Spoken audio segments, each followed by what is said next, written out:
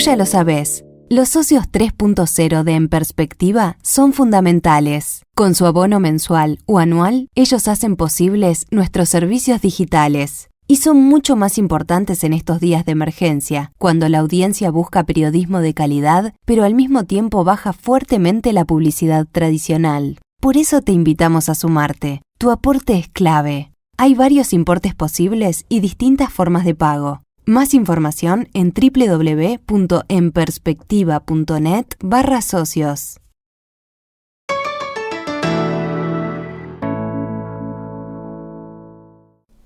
La bancada de diputados del Frente Amplio presentó esta semana 7 proyectos de ley y 5 minutas de comunicación dirigidas al Poder Ejecutivo. El paquete busca que se abra un debate sobre medidas que son necesarias para paliar los efectos económicos y sociales de la emergencia sanitaria debida al nuevo coronavirus. La coalición de izquierdas parte de la base de que los instrumentos ya aprobados por el gobierno no son suficientes y da este paso mientras en el Senado se discute contrarreloj el proyecto de ley de urgente consideración, al que la oposición responde con el eslogan «Lo urgente es la gente». ¿Cómo es esta serie de medidas? ¿Qué trámite va a tener el conjunto? Vamos a conversar a partir de este momento con el diputado del Partido Comunista, Gerardo Núñez. Diputado Núñez, buen día. Gracias por acompañarnos. ¿Qué tal? Muy buenos días. ¿Cómo están? Este lunes la mesa política ampliada del Frente Amplio emitió una declaración en la que, había varios puntos, pero en particular mostraba la molestia porque 34 días después de haberle entregado al presidente de la República aquel documento Plan de Contingencia Sanitario, Económico y Social Coronavirus, el Gobierno Nacional no ha respondido. Entonces, mi primera pregunta es, ¿qué relación tienen estas medidas que ahora vamos a ver con aquel documento? Bueno, obviamente estas medidas están inspiradas en aquel documento que se le presentó al presidente de la República, en declaraciones que ha publicado la bancada de senadores y diputados del Frente Amplio, siempre con la idea de aportar, siempre con la idea de colocar salidas, soluciones a los problemas que hoy atraviesa el Uruguay. Como ustedes saben, lamentablemente hemos tenido resultados muy negativos en el mes de abril. Los estudios de la Facultad de Economía de la Universidad de la República plantean que existiría un ingreso de más de 100.000 uruguayos a la pobreza. Esto es algo que realmente nos preocupa y que habla entonces de la insuficiencia de algunas de las medidas que ha impulsado el gobierno de la coalición, sumado a que ha habido una escalada de la inflación por primera vez en muchísimos años. Hoy ya está superando el 10% y particularmente golpea el sector de los alimentos. Entonces, allí lo que nosotros queremos colocar son soluciones, son propuestas. Pero es, digamos, una respuesta al silencio del gobierno, es como no funcionó el diálogo con Presidencia de la República, vamos por otro lado, ¿es algo así? No. Nosotros lo que buscamos es que el Parlamento discuta las verdaderas urgencias. Como bien tú decías, la Cámara de Senadores está discutiendo la ley de urgente consideración.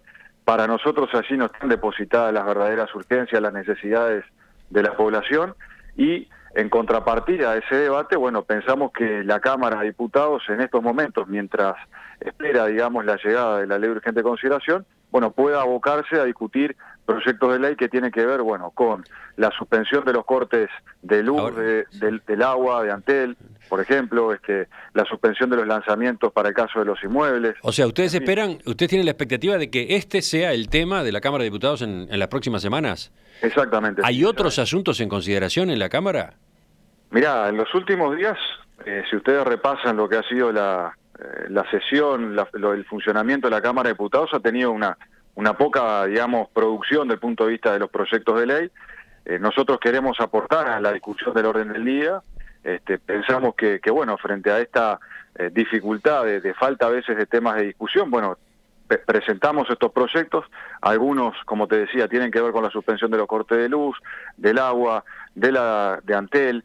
Estamos pensando, por ejemplo, y le estamos proponiendo al gobierno la posibilidad de generar una renta básica, también se le ha llamado ingreso mínimo de emergencia para salir de esta situación. Ayer lo explicaba justamente el expresidente, el compañero Tabaré Vázquez. Bueno, pensamos que hoy una política directa de ingreso, fundamentalmente en aquellos hogares que más dificultades están teniendo desde el punto de vista económico, porque han perdido su trabajo, porque han perdido sus ingresos, porque bueno, tal vez estaban en la informalidad o son cuentapropistas y dependen directamente del funcionamiento de la economía global. Bueno, pensamos que este ingreso de emergencia puede ayudar a resolver esta situación tan compleja. Ahora quería preguntarle sobre las medidas puntualmente, capaz que vamos a ir recorriendo una a una, pero me faltaba una pregunta más general en esta primera parte de la conversación. ¿Está pasando que al Frente Amplio le cuesta encontrar su espacio? Pienso en lo siguiente, entre la ley de urgente consideración que el Poder Ejecutivo presentó y que está en el Senado, y las medidas que el gobierno va tomando por la crisis sanitaria, ¿le está resultando complicado al Frente Amplio marcar agenda? ¿Le está resultando al Frente Amplio difícil que sus ideas, que sus iniciativas se discutan? Bueno, yo creo que obviamente el escenario de estar en la oposición te quita muchas veces iniciativa.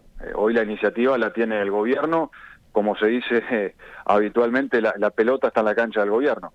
Sin embargo, lo que nosotros, lejos de querer marcarle la cancha al gobierno, sí queremos colocar cuáles son de nuestro punto de vista, las verdaderas urgencias y estamos haciendo aportes.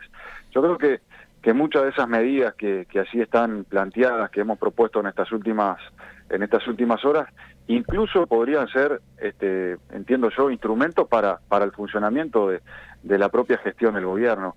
Entonces, nosotros no estamos pensando ni con cabeza demagógica, ni con cabeza de a ver quién saca una tajada, una ventaja política en este asunto. Sería lamentable que pensáramos así desde el sistema político, desde los partidos políticos, y sí, nuestro motivo, nuestra, digamos, razón de la presentación de estos proyectos tiene que ver, bueno, con aportar, con sintetizar distintas propuestas que han existido del ámbito social. Pero también evidentemente pasa por encontrar un espacio en el debate político, ¿no? Sin duda, sí, claro. Nosotros obviamente que precisamos debatir porque, como te decía, a las muestras nos podemos remitir. Lamentablemente pensamos que han habido medidas que se han encaminado en un buen sentido, pero son insuficientes, ¿no? Vamos a ver, vamos a ver una a una, varias de ellas enseguida. Seguimos con el diputado Gerardo Núñez del Partido Comunista Frente Amplio. Veamos algunos de estos proyectos de ley que el sector ha presentado en el Parlamento esta semana. El primero limita los despidos en el contexto de la crisis sanitaria por 180 días. En caso de incumplimiento, la indemnización por despido será el doble de lo normal y podrá acumularse con la que eventualmente en cada caso correspondiera por indemnización por despido especial. La misma protección se prevé que rija para trabajadores con vínculo con el Estado. ¿Cómo cree que va a ser recibida una iniciativa así en el sector empleador? Bueno, nosotros pensamos que es una posibilidad viable. Creemos que, bueno, más allá de algunos reparos que puedan existir de sectores empresariales, esto debe analizarse o discutirse también en razón de otros proyectos que hemos estado discutiendo y conversando. O sea, una de las propuestas que hicimos en aquella declaración pública de la bancada de senadores y diputados, hablábamos de flexibilizar los seguros de paro y los seguros de enfermedad. Estamos trabajando en estas horas ya para presentar un proyecto. ¿Pero no hubo ya medidas en esa materia, seguro de paro, seguro por enfermedad? Sí, pero los datos que nosotros tenemos es que no han logrado, digamos, captar todas las dificultades, las situaciones que se han ido generando, ¿no? O sea, ha habido, por ejemplo, en las últimas semanas una declaración votada por unanimidad en el Senado, justamente reclamando la flexibilización del seguro de enfermedad. Y en cuanto al seguro de paro, hoy tenemos unas 170.000 solicitudes, van más de 11.000 despidos que se van realizando por esa vía, pensamos que incluso hay que ir un paso más. Entonces, Un paso más, para entender a qué se refiere.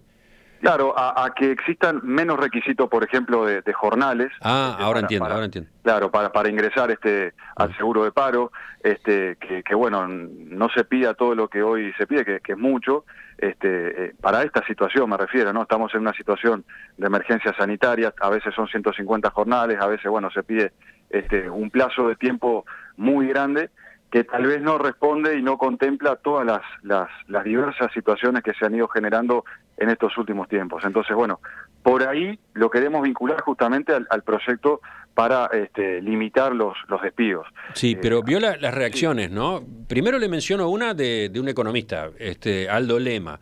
Posibles consecuencias de la prohibición de despidos. 1, más cierres y quiebres de empresas. 2, desincentivo a contratar en aquellas empresas que quisieran hacerlo. 3, aumento de despidos después de los 180 días. Y menor contratación e inversión a futuro por riesgos regulatorios similares. Bueno, mira, yo creo que eso no va a ocurrir. Nosotros pensamos que justamente lo que sí va a ocurrir si no se protege el trabajo y si no se toman medidas para mantener las fuentes de trabajo es lo que está proyectando la OIT. ¿Sí? O sea, hoy la OIT está hablando, por ejemplo, de la pérdida de 1.500 millones de puestos de trabajo a nivel mundial. O sea, es una cifra desorbitante. Estamos hablando de casi la mitad de la población mundial que trabaja y fundamentalmente está vinculada al sector de la informalidad. Entonces, nosotros estamos con una profunda preocupación. Y bueno, no, la preocupación es clara. La pregunta es cuál es el instrumento, ¿no? Bueno, claro, yo creo que justamente esa medida con la otra que decía anteriormente, ¿sí? de flexibilizar los seguros de paro. O sea, lo que se intenta es, bueno, que no sea el primer paso el despido, ¿verdad? O sea, que la primera reacción, digamos, de los sectores empresariales no sea enviar dejar a la gente sin trabajo, sino que, bueno, haya un escalonamiento. Y para eso estamos pensando. La idea, obviamente, acá nosotros somos plenamente conscientes que hay empresas, sobre todo las pequeñas empresas, las medianas empresas que están pasando por dificultades económicas muy importantes. Así se han colocado, se han promovido distintas iniciativas justamente para, intentar que no impacte tanto la crisis económica en estos sectores.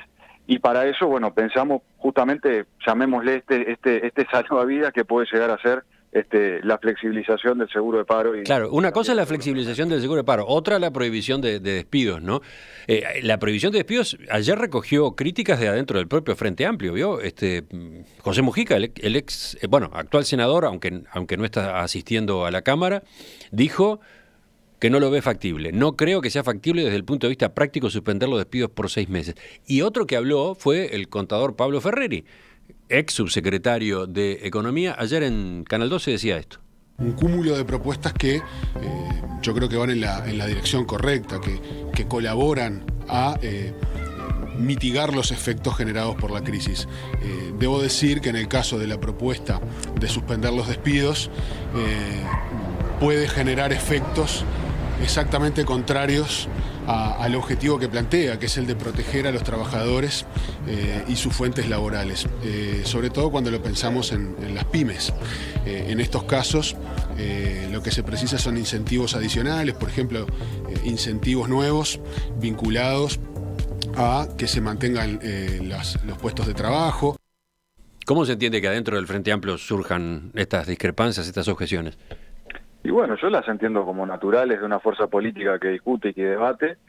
La bancada de diputados y de diputadas, todos los integrantes de los distintos sectores que así estamos representados, acordamos todos estos proyectos, digamos, no fue necesario votar ninguno, salieron todos por acuerdo, por consensos, así que creo que está bien respaldado desde el punto de vista de lo que es la participación de los distintos sectores, de las distintas expresiones políticas que existen en la bancada del Frente.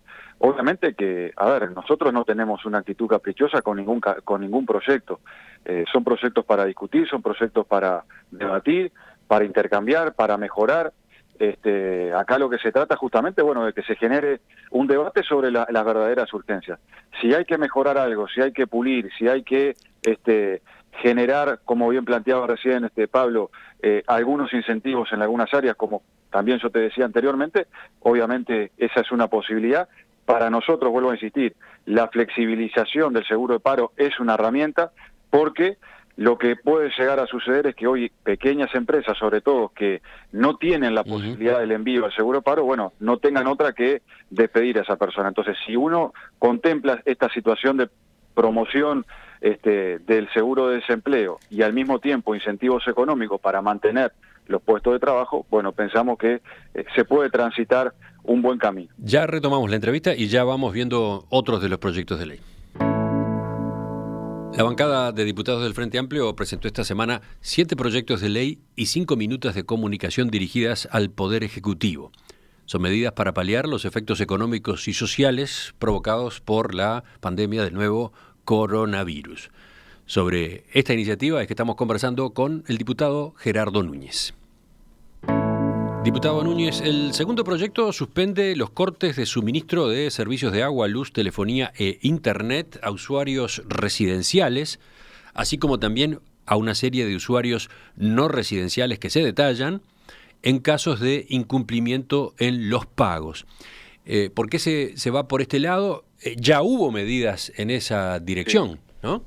Sí, hubo algunas medidas, fundamentalmente en el caso de UTE. Incluso en estos últimos días el directorio hizo una propuesta en este mismo sentido, suspender los cortes. Sí, a comienzos de abril el Poder Ejecutivo emitió 2 decretos con los cuales se exhortaba a UTE y a Antel a suspender los cortes de suministro que se deban a no pago de servicios. Exacto, sí. Y previo a eso el directorio de UTE había sugerido esa misma posibilidad. Sí, y OCE había tomado por su cuenta una resolución similar. Sí, sí. Nosotros, obviamente, lo que queremos es darle una proyección, asumiendo y reconociendo que esto ha sido una política implementada por determinados plazos. Lo que queremos es darle una continuidad, asegurando servicios básicos, y más en este contexto que bueno, se sigue invitando, digamos, al cumplimiento de las medidas sanitarias, al intentar quedarse lo más posible en los hogares. Bueno, parece de suyo que, bueno, no exista un corte de electricidad para aquellas familias que tienen dificultades económicas, que no exista un corte de agua, tampoco de Antel y telecomunicaciones, porque, bueno, si será importante en estas horas poder acceder a Internet, poder acceder a una llamada telefónica en caso que así se requiera y se necesite. Entonces, bueno, pensamos que son medidas que van en ese sentido. Hay posibilidades de realizarlo, porque bueno, hay, como recién lo reseñábamos, hay antecedentes. Entonces, bueno, nos parece que es una medida importante. Una medida que que tendría un plazo. Lo que ocurriría con el proyecto de ley en caso de aprobarse es que establecería un plazo más largo, ya más extendido que el que hasta ahora está vigente. Sí, ahí lo estamos pensando en 90 días, puede llegar a extenderse más, o sea, obviamente siempre los días están sujetos a la situación por la cual se esté atravesando, ¿verdad? Hay cosas que bueno, dependerán de cómo vaya surgiendo la evolución de la pandemia en nuestro país, la evolución también económica. ¿Y cómo se banca? Es decir, ¿cómo se evita la distorsión que el sacrificio de estos ingresos implica para las empresas públicas que están involucradas, ¿no? Para UTE, para Antel, para OCE. Bueno, yo creo que ahí hay espalda para que las empresas puedan solventar esta situación. Tenemos además distintos recursos. Se ha creado, por ejemplo, el fondo de coronavirus. Tal vez si se requiriera algún tipo de ayuda específica para las empresas, se podría tal vez considerar estas posibilidades como forma de amortizar estos gastos.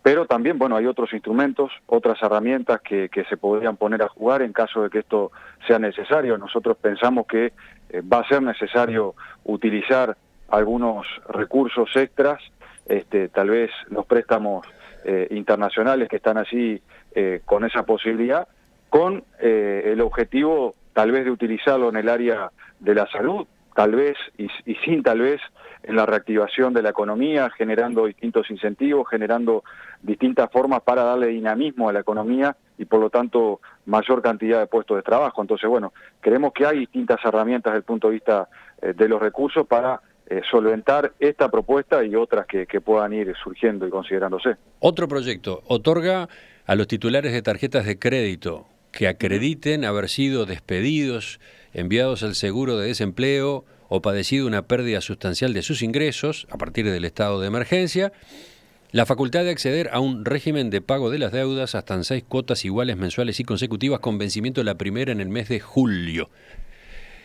¿Cuántas personas? ¿100.000 personas entienden ustedes que estarían comprendidas? Sí, aproximadamente. Estos son cálculos que hicieron los compañeros, las compañeras que han estado trabajando en el tema. En esto han habido distintas, llamémosle, iniciativas o políticas de las empresas que manejan tarjetas de crédito. Hay algunas que han diferido pagos y nos parece que está muy bien. A eso iba, ya algunas ya tomaron la iniciativa. Exacto, hay algunas que ya la han tomado. Como te digo, nos parece que es importante tomar criterios generales, no depender exclusivamente de la buena voluntad de las empresas, que ha existido en algunos casos, pero bueno, es importante también para dar una cierta tranquilidad, llamémosle, a aquellos hogares que hoy están pasando por mayores dificultades económicas y sociales en medio de esta crisis económica y también en materia de salud. ¿Y quién asume el costo financiero de esta medida? Bueno, eso en realidad no implicaría un costo porque se estaría dilatando, o sea, no es una forma de perdonar una deuda, sino que en realidad sería una manera de refinanciación. Entonces, bueno, creemos que es una posibilidad. Yo no soy obviamente contador ni economista, pero sí me han explicado que muchas veces lo que hacen justamente estas empresas o incluso algunas entidades bancarias es generar formas de pago para justamente garantizar un ingreso tal vez más flexible al sistema que había anteriormente, pero es preferible que continúe ese ingreso, aunque sea en menor proporción, a que se corte de una vez y eso genere dificultades a esa propia empresa también. El cuarto proyecto establece un plazo de moratoria de 6 meses a partir del 1 de abril para los deudores de alquileres. Se permite el pago de los alquileres en cuotas mensuales iguales y consecutivas. Se solicita al Poder Ejecutivo que establezca un subsidio económico que contemple la pérdida de los arrendadores cuya única o preeminente fuente de ingresos económicos provenga de los alquileres que dejará de percibir por el plazo de moratoria. El tema de los alquileres, el rubro de alquileres siempre es delicado, ¿no? ¿Cómo se han asesorado? ¿De dónde ha salido esta idea? Bueno, mira, ahí tenemos varias cosas. Lo primero es que intentamos garantizar el derecho a la vivienda en este contexto particularmente tan complicado que estamos viviendo. O sea, agregar un nuevo problema que sería familias en la calle en esta situación, sería algo realmente indeseado, entiendo yo, para todos los uruguayos y para todas las uruguayas. El asesoramiento que hemos tenido ha sido fundamentalmente de compañeros y de compañeras que han estado trabajando muy de cerca, por ejemplo, en el Ministerio de Vivienda en el periodo anterior, la comisión también de Vivienda del Frente Amplio, que es una comisión programática que ha elaborado muchas iniciativas en este sentido, y acá hay un componente central. Además, se propone en ese mismo proyecto, la suspensión de los lanzamientos, para aquellos casos donde, existan atrasos. Y esto que tú recién referenciabas relacionado a la posibilidad de que, el propietario de un inmueble tenga un apoyo, un incentivo, una transferencia económica por parte del gobierno en esta circunstancia, nos parece central porque hay derechos que son muy importantes. El derecho a la vivienda es un derecho central para nosotros, un derecho humano fundamental, pero también es cierto que el pequeño propietario, que no es un especulador inmobiliario, que tiene una casita, un apartamento y con eso lo que hace es llegar mejor a fin de mes, no debería pagar, las consecuencias de esta crisis económica y sanitaria. Entonces, ahí está la sugerencia que le hacemos al gobierno de contar con algún subsidio, alguna transferencia para que estas personas no se vean afectadas en sus ingresos. ¿Se ha aplicado en otros países? Mirá, lo que hemos visto en algunos casos es que justamente el Estado por ejemplo en España, en algunas ciudades, lo que han hecho es, absorber parte del pago de los alquileres. Sí, o sea, hay medidas distintas y eso también responde a los marcos normativos en cada país. pero en el caso de España sí han habido, digamos, ejemplos similares, no iguales, que han intentado, bueno, justamente garantizar, digamos, la permanencia de las familias en la vivienda y al mismo tiempo garantizar el ingreso de las personas que son propietarias, en este caso, de un inmueble. Ahora, parece de difícil implementación, parece de engorrosa implementación, ¿no? Sí, tal vez genere ciertas dificultades, pero bueno, yo creo que si hay buena voluntad de trabajo, si se ponen a coordinar los distintos ministerios que podrían estar cruzando datos, que podrían estar cruzando las iniciativas, yo creo que perfectamente se puede desarrollar, porque bueno, pensamos que podría haber un mal peor, ¿no? Por llamarle de alguna manera, que es que o bien se genere una moratoria de enormes dificultades, o tengamos situaciones donde, bueno, mucha gente tenga que irse a la calle o tenga que recurrir a una forma irregular de vivienda, con todos los problemas que eso trae. Entonces, bueno, lo que estamos intentando es adelantarnos a problemas que seguramente surjan en cada contexto económico de crisis, de dificultades de la economía, cuando digamos, se expresa de manera directa en uno de los espacios, es en la vivienda. No ha sido casualidad que las explosiones más grandes de los asentamientos en Uruguay estén relacionados a las crisis económicas que ha atravesado nuestro país. Entonces, bueno, queremos adelantarnos a esas situaciones y poder construir herramientas que nos permitan, bueno, llevar de mejor manera esta situación. No voy a preguntarle sobre los otros 3 proyectos, los menciono rápidamente. El quinto dispone en forma excepcional la implementación de 3 medidas concretas que faciliten a la población el acceso a los medicamentos, evitando al mismo tiempo la circulación de la población de riesgo. El sexto establece, entre otras cosas, insumos con los cuales deberá contar en forma obligatoria una persona en su lugar de trabajo, insumos sanitarios. Exacto. Y el séptimo, fijación de precios máximos en productos de higiene y de alimentación. Acá, en particular, ¿cuál es el instrumento? ¿Cómo se fijan los precios máximos? Asunto muy debatido durante las últimas décadas en todo el mundo y en Uruguay en particular.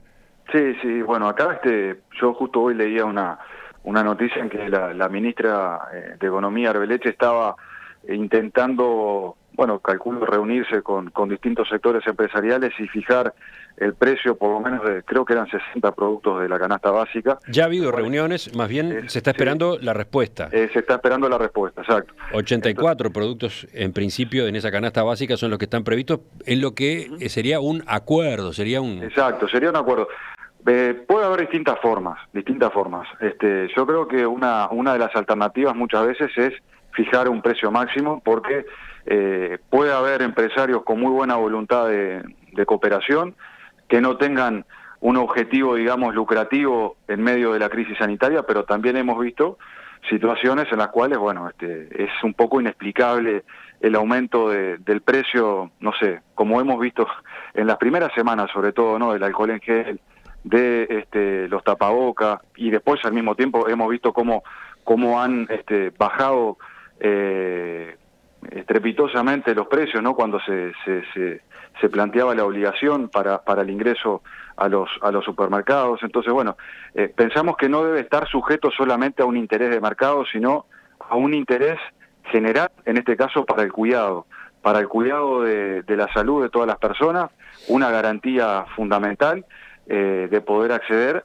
a estos instrumentos, a estos materiales, que, vuelvo a insistir, siempre es polémico la fijación de precios. Es algo que siempre se ha debatido a lo largo y ancho del mundo, y hay distintas bibliotecas desde el punto de vista de la economía. En estos casos a veces no queda otra que generar escenarios de regulación. ¿Pero qué pasa si el gobierno logra este acuerdo? ¿Queda el proyecto de ley por el camino? Y a ver, o sea, el objetivo es que los precios no estén por las nubes de manera injustificada. Si el gobierno logra, a través de mecanismos, llamémosle mesa de diálogo, de acuerdos, ese objetivo, bienvenido sea. Acá vuelvo a insistir con lo que decía, vinculado a otro proyecto. Nosotros no tenemos una única, digamos, receta para acceder al objetivo. tenemos sí objetivos muy claros. Si a ese objetivo logramos llegar de esta manera, bienvenido sea, porque eso va a significar que los uruguayos y las uruguayas van a poder acceder a canasta básica de alimentos en una mejor condición. Hemos visto cómo en el mes de abril, por ejemplo, la inflación ha trepado y fundamentalmente se explica por el aumento muy grande que han tenido los alimentos. Entonces, bueno, si desde ahí se logra avanzar en ese sentido, para nosotros va a ser muy, muy positivo y obviamente contará con el respaldo. Estamos en entrevista con el diputado Gerardo Núñez, del Frente Amplio, uno de los voceros en la conferencia de prensa que realizó la coalición de izquierdas este miércoles en el Parlamento, en la Cámara de Representantes, cuando dio a conocer este paquete de 7 proyectos de ley y 5 minutos de comunicación al Poder Ejecutivo. Casi sobre el final, diputado Núñez, veamos esto en particular. 5 minutos de comunicación al Poder Ejecutivo que deben ser votadas en cada Cámara. Primero sería bueno ver qué es una minuta de comunicación, por las dudas, ¿no? Sí, una minuta de comunicación vendría a ser, digamos, una expresión, una solicitud, una sugerencia, un pedido de alguna de las cámaras, puede ser de la Cámara de Senadores o de la Cámara de Diputados, al Poder Ejecutivo. Generalmente es cuando, o sea, el legislativo no tiene iniciativa en la materia, ¿no? O sea, porque bueno, se trata de fijación de aspectos que son privativos por la Constitución del Poder Ejecutivo. Entonces, esta herramienta lo que hace es demostrar, digamos, una voluntad política.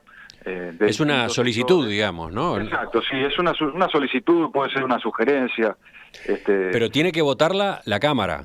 Exactamente. O sea, no alcanza con que el Frente Amplio tenga esta inquietud. No. Acá tiene que haber un pronunciamiento de la Cámara apoyando esa minuta. Exactamente. Una de las últimas que hubo, que te la comentaba al inicio de la entrevista, fue justamente la de flexibilizar los seguros de enfermedad, que la presentó el Frente Amplio en la Cámara de Senadores y fue votada por todos los partidos políticos. ¿Qué mayoría requiere una minuta?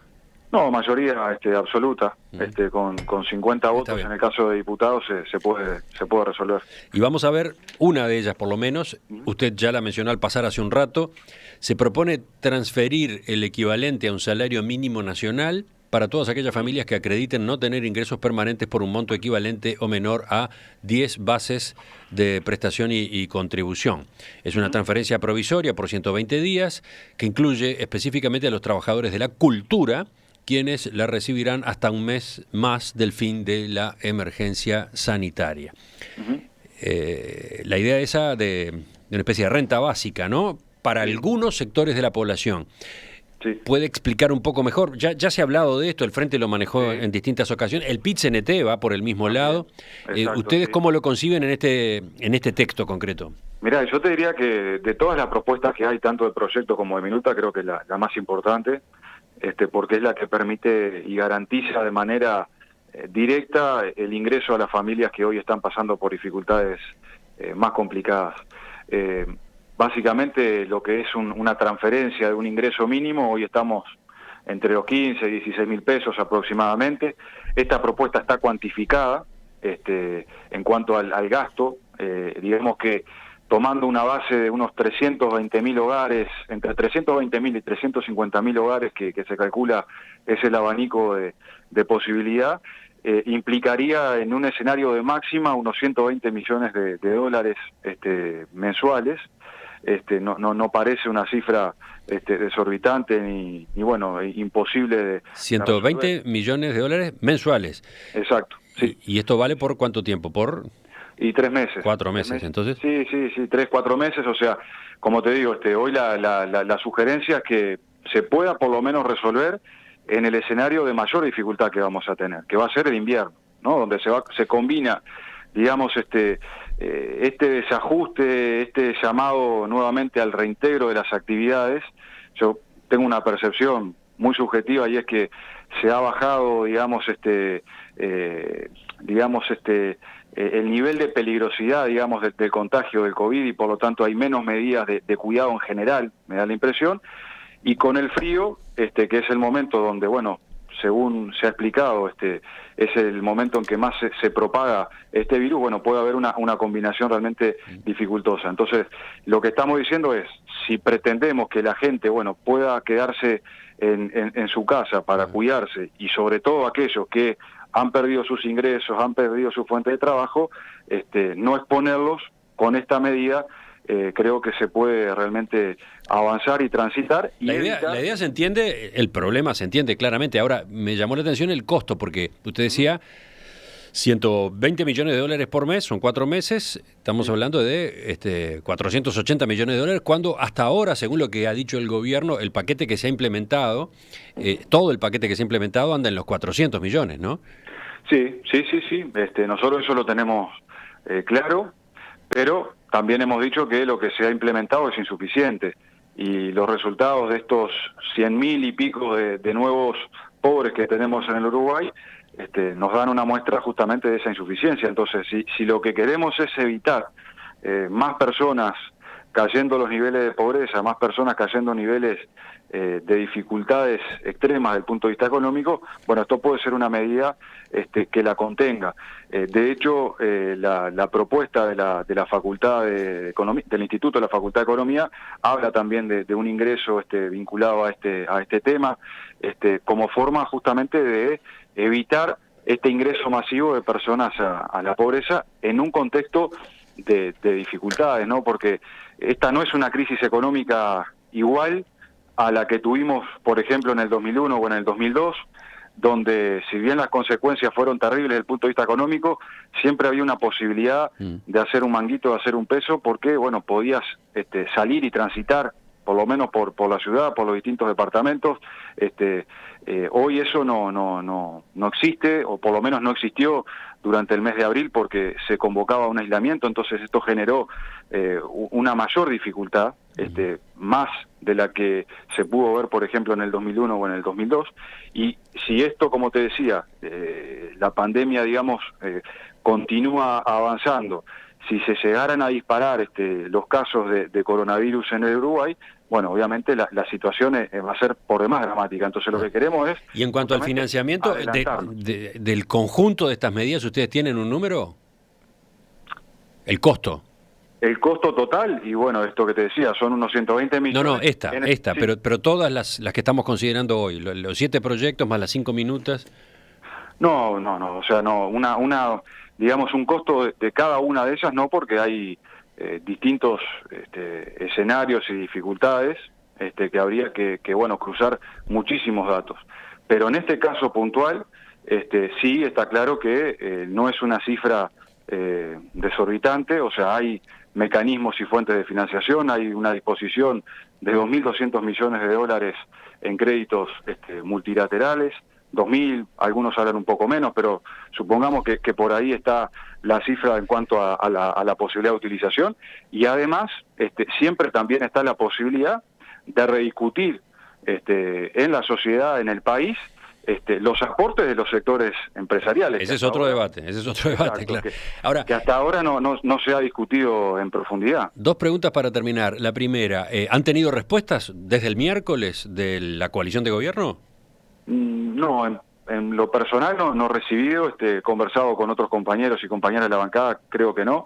Sí, en el día martes tuvimos la reunión de la coordinación de los partidos políticos en la Cámara de Diputados, y bueno, allí existió, digamos, la valoración de que iban a estudiarlos, de que iban a considerarlos, y que bueno, después nos iban a dar alguna respuesta. Yo he visto algunas declaraciones de algunos legisladores que, bueno, en algunas iniciativas las podrían llegar a acompañar tal vez, y otras obviamente tienen un planteamiento distinto o de rechazo, pero más allá de eso, yo creo que lo importante es generar este intercambio, generar este debate, y ojalá exista una síntesis. Y ahí voy con la última. Sí. La bancada del Frente Amplio presenta estas medidas, llama al diálogo sobre ellas, y al mismo tiempo la Comisión de Programa del propio Frente elabora un documento que plantea una especie de choque con el otro lado del espectro político. Según publicó ayer el semanario Búsqueda, esta comisión sostiene que con la ley de urgente consideración el gobierno pone en marcha una forma de hacer política autoritaria que amenaza al sistema democrático. Y más adelante dice, la alianza gobernante actúa como si fuera un ejército de ocupación en territorio enemigo que está conquistando o en un territorio que necesita ser liberado de un gobierno ilegítimo. O sea, esta visión a propósito de cómo actúa la coalición multicolor, que está escrita en este documento, que ha trascendido, ¿no dinamita de algún modo la posibilidad de negociación y acuerdos con el oficialismo? Y yo creo que, a ver, las cosas hay que llamarlas por su nombre. Y yo creo que la oposición, o mejor dicho, nosotros desde la fuerza política haciendo gobierno, siempre hemos intentado dialogar y no avasallar.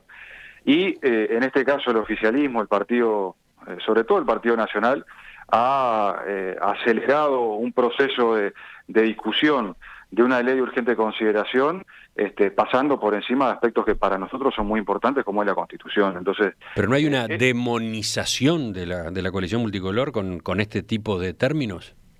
Bueno, yo creo, sobre los términos, creo que bueno, cada uno podrá darle la dimensión que entienda necesario. Yo lo que sí creo es que acá ha habido un intento de restarle calidad democrática al debate parlamentario. Han habido catedráticos, Cajarville, que dijo en las últimas semanas, justamente planteó que acá se estaba desequilibrando, digamos, los niveles entre los poderes. Fundamentalmente decía que se estaba recortando la posibilidad de actuación democrática del Parlamento. Entonces, yo creo que esto debe servir para que, bueno, la coalición reflexione sobre esto. Acá nadie le está diciendo que no gobierne, ni nadie le está planteando que deje de pensar lo que cree. Lo que sí estamos diciendo es, bueno, utilicemos los instrumentos que corresponden. Si el oficialismo tiene la posibilidad de enviar todas estas leyes que mandó mediante ley de urgente consideración, las puede enviar con el mecanismo común, normal, digamos, habitual, y sacarla porque tiene mayoría. Lo que acá estamos debatiendo y discutiendo es la forma, el instrumento que de alguna manera le quita calidad democrática, le quita posibilidad de intercambio, le quita posibilidad de enriquecimiento también, porque obviamente cuando viene un proyecto de esta manera, ya de pique genera un rechazo generalizado, y es muy difícil poder al menos, bueno, transitar un camino de acuerdo sobre lo que pueda llegar a ser el proyecto. Eso no quita y eso no invalida la posibilidad de diálogo en otras áreas, ¿sí? Porque, como te decía al comienzo, a nosotros lo que nos motiva como... No quita la posibilidad de diálogo en otras áreas, pero hay veces que determinadas terminologías, determinadas formas de dirigirse al otro, estropean el vínculo, ¿no? Bloquean. Sí, eso puede pasar, y bueno, al Frente Amplio también le pasa, cuando hay declaraciones del presidente que generan dudas, cuando hay legisladores que bueno, cuestionan cifras, legisladores del oficialismo que cuestionan cifras oficiales, generando así dudas y bueno, como intentando colocar de que el Frente Amplio maquilló determinadas cosas, cuando bueno, en realidad eso lo que hace es no contribuir justamente a este escenario de diálogo y de búsqueda de acuerdos. Pero nosotros tenemos un objetivo superior, y bueno, y hay cosas que las tenemos que dejar a un lado en bien de nuestra gente, en bien de los uruguayos, en bien de las uruguayas, y bueno, y después discutiremos otros asuntos que obviamente hay que discutir, pero el Frente Amplio también ha sufrido varios ataques en estos días y acusaciones realmente complicadas. Diputado Gerardo Núñez, Partido Comunista Frente Amplio, gracias por su atención a nuestra llamada esta mañana. Muchas gracias a ustedes, que pasen muy bien.